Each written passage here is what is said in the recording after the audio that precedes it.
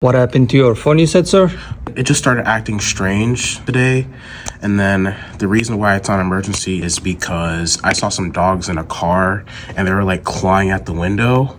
And I felt like I had to do something because I didn't want them to like die. So, yeah. So you can end the call. Yeah, I can't end the call. Did anybody answer you? 911? No, nobody answered. Oh my God. Don't worry.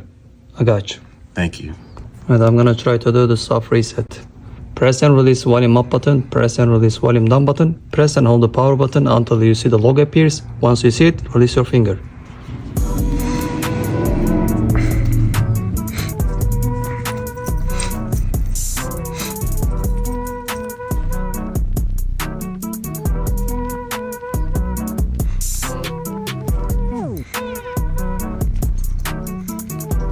Your phone is ready, sir.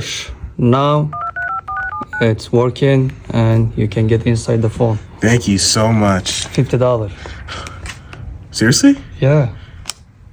Okay. You scared the crap out of me, man. I was messing with you. Thank you.